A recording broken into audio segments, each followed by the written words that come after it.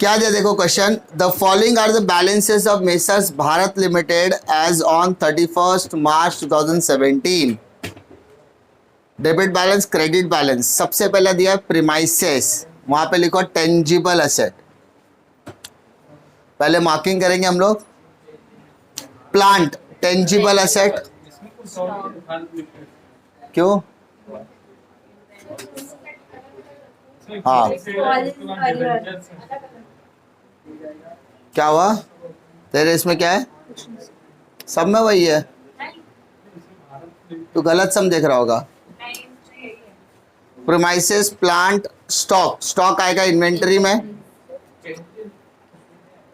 हाँ नहीं, ये यहाँ पे रुक जाओ बताता हूँ, ये स्टॉक कौन सा है पहले देख ले, लास्ट में करना है क्या पहले वो डिसाइड करते हैं, ठीक है। तो ये जो स्टॉक है वो चेंज इन इन्वेंटरी में आ जाएगा, क्योंकि लास्ट का सेंटेंस पढ़ो क्या बोला, प्रिपेयर फाइनल अकाउंट्स। क्लियर है क्या?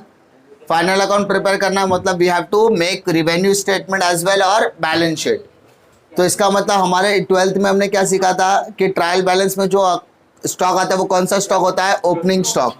तो वो कहाँ जाएगा, चेंजेस इन इन्वेंटरी में। फिर debtors, TR trade receivable, goodwill intangible asset, bank CNC, Colin arrears share capital में से क्या होगा, माइनस होगा। उसके बाद इंटरिम डिविडेंड पेड, हमने इंटरिम डिविडेंड क्या किया, पेड किया, मतलब दे दिया, खर्चा ऑलरेडी हमने कर दिया है। तो कहां से आएगा, ये आएगा एप्रोप्रिएशन में लेस होगा बेटा। क्या होगा, एप्रोप्रिएशन में लेस हो जाएगा। क्लियर है क्या? वहां पे लिखो less appropriation, less from appropriation, लिखा है क्या? आगे बताओ।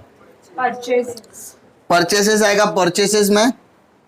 उसके बाद share issue expenses, other non current asset, wages, employee benefit expense, employee को मिलता है ना wages, general expense, other expense, salary, employee benefit expense, bad debts. सबसे पहला बैड डेट्स ये कौन सा है, ये ट्रायल बैलेंस का बैड डेट्स है, तो ये आएगा अदर एक्सपेंस में। याद है, अगर आप लोगों को याद होगा, हम 12th स्टैंडर्ड में बैड डेट्स के कुछ स्टैंडर्ड फॉर्मेट लिख के रखते थे, bad debts plus new bad debts plus new RDD minus old RD. Sir पुरानी यादें ताजा हो गई, यहां पर भी लिख के रख सकते हो, दिक्कत नहीं है, ठीक है। तो ये बैड डेट्स आ जाएगा आपका अदर एक्सपेंस में। डिबेंचर इंटरेस्ट पेड, आपने डिबेंचर इंटरेस्ट क्या किया, पेड कर दिया, फाइनेंस कॉस्ट। क्रेडिट बैलेंस में आओ, share capital, share capital 12% debenture long term borrowing, profit and loss account, reserve and surplus, bills payable, trade payable, creditors, trade payable, sales revenue from operation, यहाँ से पहला heading, हाँ, general reserve, reserve and surplus, और bad debts provision है, तो bad debts provision यहाँ पर समझो ओल्ड आरडीडी जैसा। क्लियर है क्या? पक्का? Yes sir. एडजस्टमेंट क्या बोला जरा देखो, पहला एडजस्टमेंट स्टॉक, जिसे हम क्या बोलेंगे, क्लोजिंग स्टॉक। 31 मार्च। फिर डेप्रिशिएट प्लांट एंड बाय 5%, तो प्लांट के ऊपर टिक मार्क करो।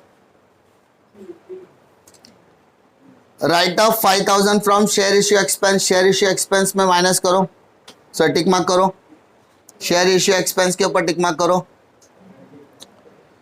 Interest on debenture is due for 6 months, interest on debenture बोला है, तो डिबेंचर का इंटरेस्ट आपको कैलकुलेट करना पड़ेगा। Create 5% provision for doubtful debts, debtors के ऊपर टिक मार्क करो। Provide for income tax at the rate of 50%, आपको 50% क्या निकालना है, इनकम टैक्स। क्लियर है? और क्वेश्चन में कुछ भी बोला है क्या, नहीं बोला है? तो चलो इस लाइन से जाते हैं। पहला हाँ 50, ओके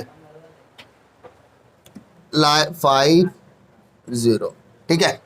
आगे देखो, सबसे पहला आइटम क्या दिया है? प्रीमाइसेस। प्रीमाइसेस आएगा आपका टेंजिबल। क्या प्रीमाइसेस पर कोई टिक मार्क है? नहीं सर। कितना है? 30,70,000। Next item plant. प्लांट पे टिक मार्क है, इनर कॉलम डालो। Yes sir. How much? 33 lakhs। 33 lakhs inner column में। Next stock. स्टॉक मतलब ओपनिंग स्टॉक माना जाएगा। तो चेंजेस इन इन्वेंट्री में जाओ, दिख रहा है क्या? नहीं, इधर नहीं दिख रहा है मेरे को तो बनाना पड़ेगा, है ना? तो एम्प्लॉय बेनिफिट के आसपास ऊपर, ठीक है। क्या चेंजेस इन इन्वेंट्री देख लो जरा।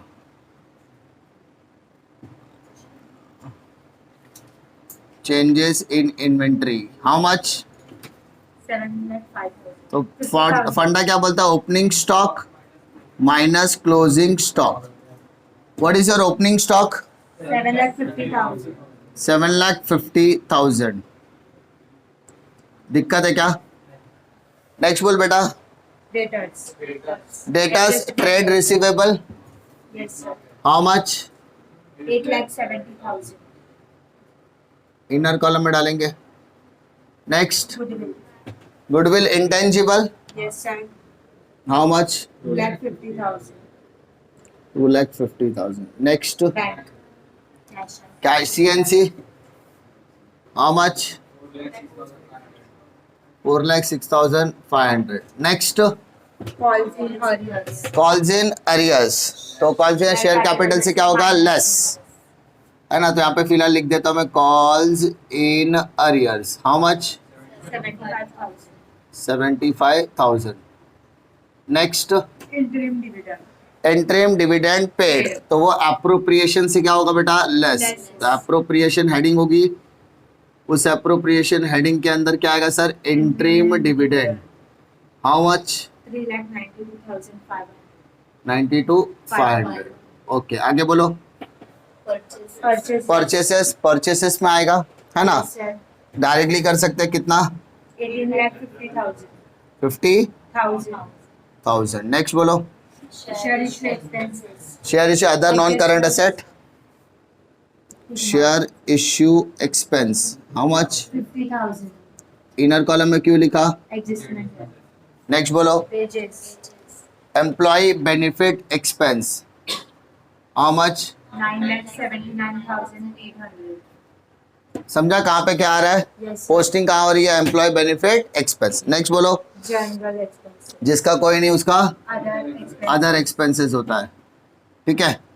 General expenses how much? 68,350। 350। Okay, आगे बोलो। सैलरीज। सैलरीज कहाँ पे आएगा? Employee benefits how much? 2,02,250। 250। How much? Next bad debts how much? 21,100। 100। आगे debenture interest paid. Debenture interest paid. Finance cost 1,80,000। Next अब क्रेडिट साइड में आ गए। शेयर कैपिटल पहला कितना? 40 lakhs। यस और नो? तो 40 lakhs में से 75,000 माइनस कर बेटा। 39,25,000। यस और नो? इधर कुछ नहीं बोला तो उसको इक्विटी शेयर कैपिटल मान लेंगे, हाँ बेटा। और ये भी मान लेंगे authorise, issued, subscribe, paid up, called up सब है ना? हाँ सर। क्लियर है क्या? Yes sir. नेक्स्ट बोल बेटा। 12% debenture. 12% debenture long term borrowing.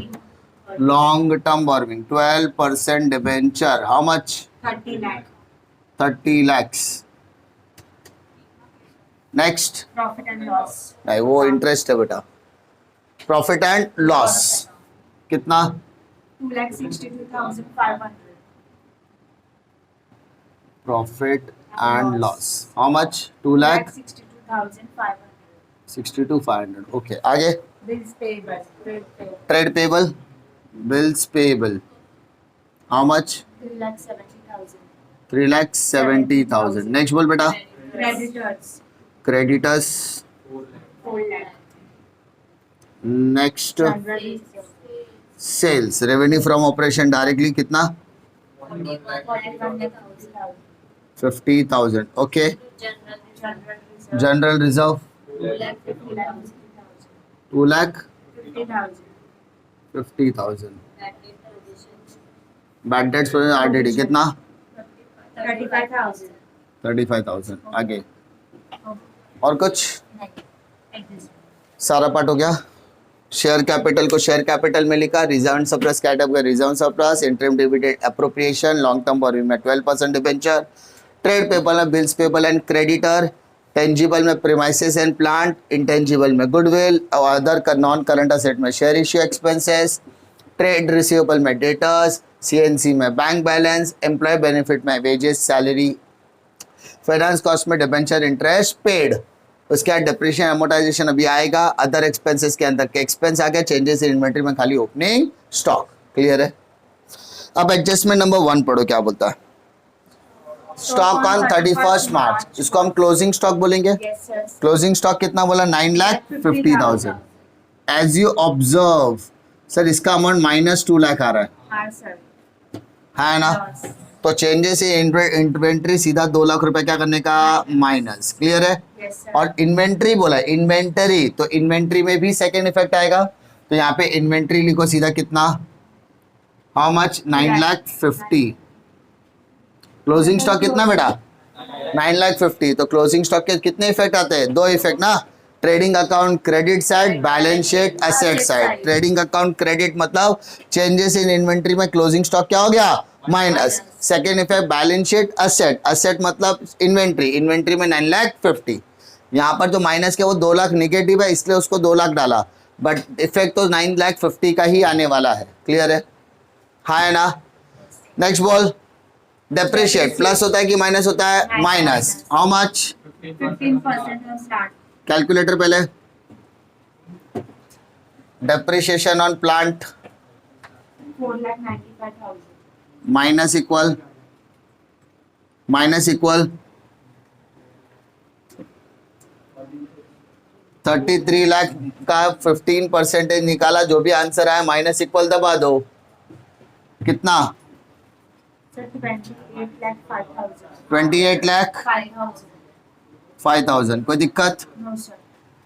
और डेप्रिशिएशन का सेकेंड इफेक्ट भी आएगा हाँ, sir. Profit पीएनएल and क्या loss पीएनएल में account. जाता था ना प्रॉफिट एंड लॉस तो यहाँ पर भी आएगा डेप्रिशिएशन अमोर्टाइजेशन में depreciation on plant right of depreciation जिसकी वैल्यू डिडक्शन हो गई एसेट में वो कितना 4,95,000 नेक्स्ट बोल बेटा next Write off 5,000 from share. Right of मतलब माइनस करना है किससे share issue expense right of share issue expense how much 5,000. तो माइनस किया तो कितना आएगा 45 45,000. अच्छा वैल्यू कम हो रही है कि बढ़ रही है कम हो रही है तो प्रॉफिट है कि लॉस है लॉस लॉस कहीं नहीं आएगा तो किधर आएगा अदर में share issue expense how much 5,000 कोई दिक्कत है क्या No, sir. नेक्स्ट बोल Interest on debenture. Interest on debenture देना है ना कितना देना है कैलकुलेटर पे लो जरा 30 लाख 30 lakh. 30 लाख का 12% निकालो 30 लाख का 12% 30 लाख का 12% कितना होता है 3,60,000 बट कितने महीने का बोलना है देखने के लिए बोला है 6 months का, sir. तो ऐड डिबेंचर इंटरेस्ट है ना बेटा 30 लाख का 12%. 12% फॉर 6 मंथ्स तो सर 1,80,000 आ रहा है क्या है ना 1,80,000 और ये डिबेंचर इंटरेस्ट आपको हाँ कैसे क्या? कैलकुलेटर पे ले 6 महीना बोला है जरा देखो जरा 30 लाख का 12% 3,60,000 6 महीना मतलब 6/12 तो 180 आ गया अब ये 180 का सेकेंड इफेक्ट डालना पड़ेगा पेड किया मतलब लाइबिलिटी है तो कहाँ पे डालोगे लाइबिलिटी में कहाँ डालोगे शॉर्ट टर्म बोरोइंग में डाला तो भी चलेगा क्योंकि 1 साल के अंदर आपको पैसा पे करना पड़ता है नहीं तो जिसका कोई नहीं उसका क्या होगा other current liability debenture interest paid how much 1,80,000 clear है क्या कैलकुलेटर पे लिया क्या कैसे करने का है आगे बोलो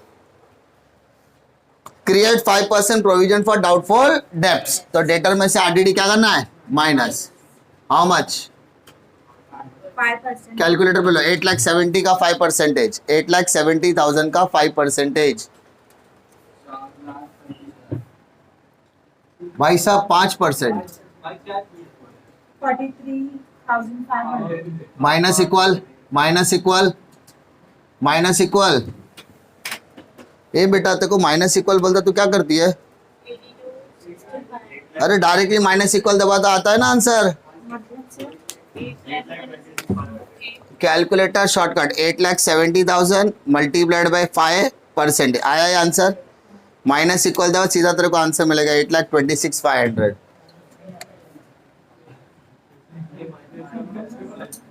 हो गया तेरा आंसर।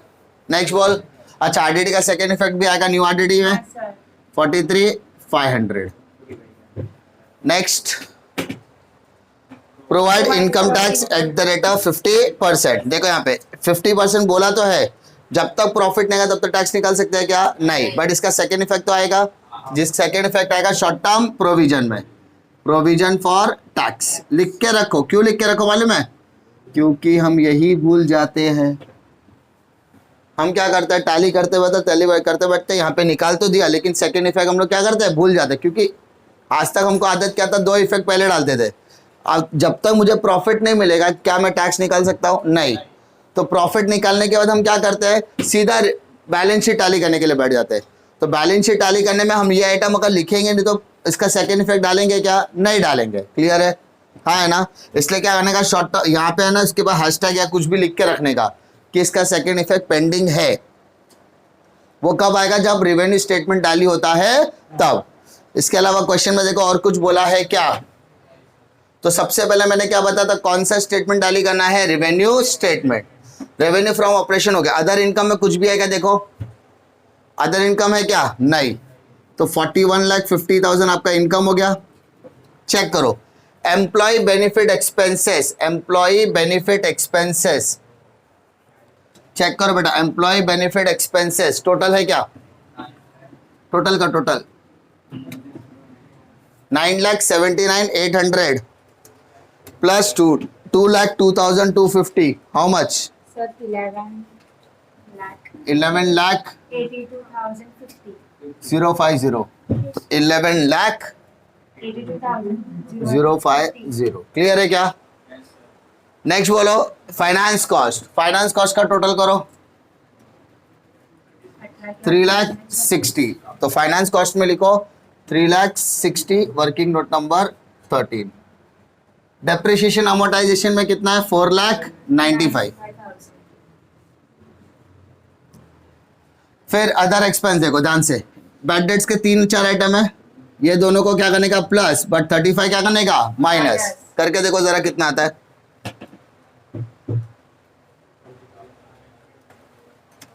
21,100 plus 43,500 minus 35,000 29,600. आ रहा है? Yes sir. अब अदर एक्सपेंस को टोटल करो। अदर एक्सपेंस का टोटल Sir 1,02,950. 1,02,950। 2,950. देखो आ रहा है क्या सबका? क्लियर? और कुछ बचा है? नहीं। नाउ पहले एक्सपेंस का टोटल लो, 18,50,000 minus 2 lakh plus 11,82,050 minus plus 3,60,000 plus 4,95,000 plus 1,02,950। सबको प्लस करो, खाली 2 लाख माइनस होगा। कितना आ रहा है करण? 37 लाख। ठीक है, अब ऊपर वाले से माइनस कर, 41,50,000 में से 37,90 माइनस कर, 3,50,000 निकाल। तो प्रॉफिट भी कितना आया? 1,80,000। अब ये प्रोविजन फॉर टैक्स का सेकेंड इफेक्ट डालना था ना, अब यहाँ पर लिख दिया। क्लियर है? अब हम लोग किसके ऊपर जाएंगे? Balance sheet. बैलेंस शीट में सबसे पहले क्या है? Share capital. शेयर कैपिटल का टोटल 39,25,000। Reserve and surplus. अच्छा, ये जो प्रॉफिट आया है, इस प्रॉफिट को क्या करोगे, प्रॉफिट एंड लॉस में ऐड करना है। Profit for the year 1,80,000। Calculator low. 262,500 plus 180 minus 392,500, 3,92,500 कितना आ रहा है? 50,000. 262,500 प्लस 1,80,000 माइनस 3,92,500 50,000 आ रहा है। और ये 2,50,000 प्लस 50 का तो कितना का? 3 lakh. General reserve 3 lakh. Long term borrowing 30 lakh. Short term borrowing नहीं दिया है। Trade payable 7,70,000। Yes, sir. Working note number 4। फिर other current liability 180। Short term provision 180। Clear है। फिर टेंजिबल का टोटल करो। टेंजिबल का टोटल करो।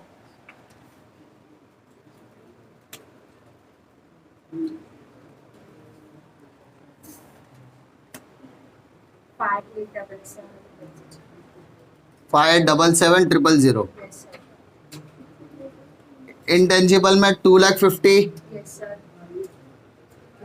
उसके बाद अदर नॉन करंट एसेट में कितना? 45,000। क्लियर है। Yes, sir. Trade receivable Eight. 8,26,500। 8,26,500। Cash. और सीएनसी कितना? 4,06,500। सीएनसी 11, ये हो गया 10। पक्का? Yes, sir. और कुछ बोला है? नहीं। लायबिलिटी का टोटल मारो।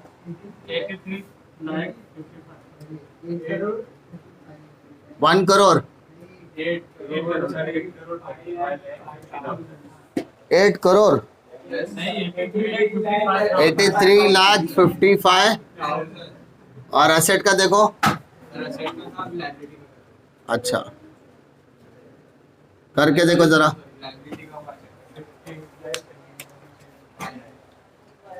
चेक करो।